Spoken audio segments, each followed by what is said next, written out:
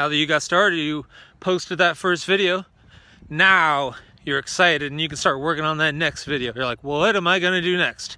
You've got a million ideas, so how are you gonna piece them together? Well, get organized. Now you wanna get organized.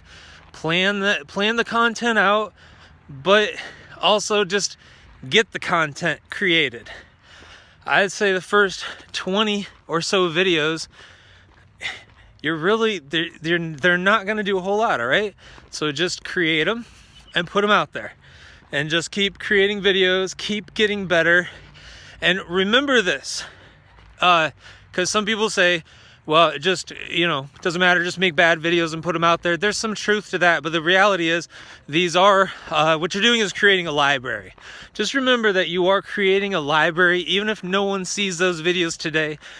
When you have a lot of subscribers down the road, they'll be able to look back and watch it later. Okay, in the last short, I talked about creating a library. You can go back and watch that short.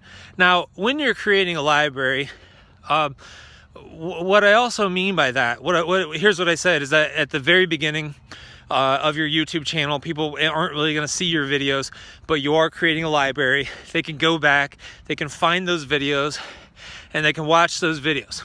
Now, you can also refresh those videos, meaning you can unpublish it, move it to private, and once you have a bunch of subscribers, a year, 2, 3, whatever years later, you can repost it new. You can upload it again. You can just redo the whole thing. Maybe you've outlined it and just re-record it because you'll be better on camera. So just keep that in mind when you post your early videos and no one watches them. Be sure to subscribe to get the word out. See you in the next video.